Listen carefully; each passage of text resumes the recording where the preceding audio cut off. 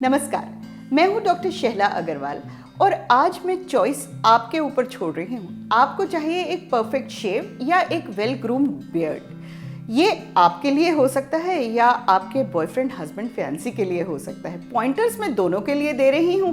जो आपके काम की बात हो वो आप गांठ बांध लीजिएगा।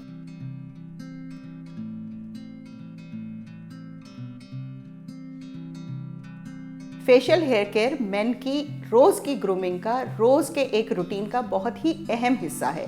अब चाहे एक क्लीन शेव हो पर उसके लिए एक परफेक्ट शेव चाहिए, या आजकल बियर्ड का फैशन है तो पर बियर्ड भी वेल ग्रूम्ड होनी चाहिए। ऐसा नहीं लगना चाहिए कि बियर्ड तो रख ली, उसको रख के भूल गए।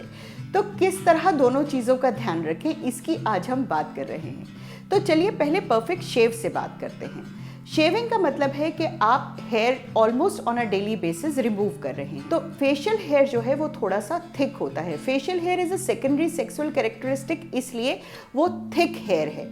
यहाँ पर ज़रूरी है कि जब भी आप शेव कर रहे हैं तो या तो नहाने के बाद या नहाने के दौरान, मतलब ये है कि एकदम बाथरूम में जाते ही ठंडे माहौल में शेविंग शुरू मत कीजिएगा। हर बाल में एक इरेक्टर पाइलोरम मसल होती है जो बालों को और ज़्यादा ड्राई और इरेक्ट कर देती है, जिसकी वजह से उनका कट अच्छा नहीं आता है। जब आप सूखा शेव करते हैं या आप ठंडे मौसम में शेव करते हैं तो शेव इर्रेगुलर होता है। तो पहली चीज़ तो यह है कि हमेशा वार्म वाटर से अपने आप को डैप ड्राई कीजिए। उसके बाद 5 से 10 मिनट रुक के फिर शेविंग कीजिए। शेव अकॉर्डिंग टू द ग्रेन कहना सभी को पता है कि किस तरह करना है, लेकिन आपको ये पता होना चाहिए कि नेक के बाल कई बार अलग डायरेक्शन में ग्रो करते हैं जो चिन के बाल ग्रो करते हैं। उसके बाद आ जाती है शेविंग क्रीम।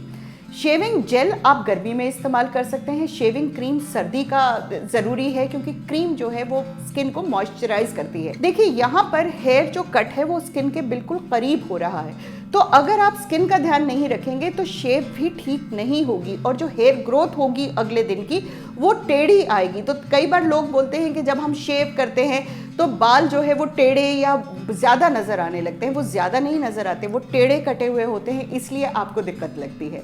तो उसके बाद शेविंग क्रीम से अच्छी तरह लादर बनाइए और शेव शुरू कीजिए।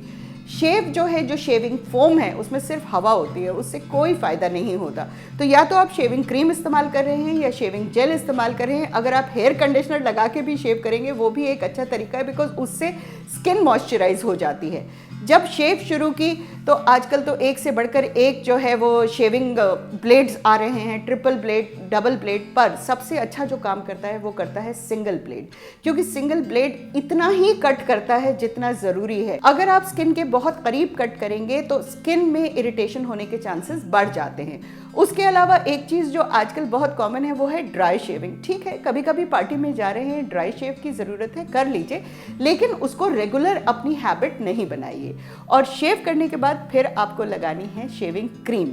यहाँ पर एस्ट्रिंजेंट जो है, काफ़ी लोग शेविंग वो एक तरह से आफ्टर शेव लोशन लगाते हैं, लेकिन वो एक एस्ट्रिंजेंट होता है। तो गर्मी और सर्दी में जिस तरह हम स्किन केयर को चेंज करते हैं उसी तरह शेविंग केयर भी चेंज होनी चाहिए। लेकिन अगर आपने डिसाइड कर लिया कि आपको शेव नहीं करना, अब आपको बियर्ड रखनी है, तो बाल को उगने में 4 से 6 हफ्ते लगते हैं। तो वो 4 से 6 हफ्ते आपको ध्यान रखना है कि आप बालों को ड्राई ना होने दें। पहली बात, स्किन को अच्छी तरह मॉइस्चराइज रखिए।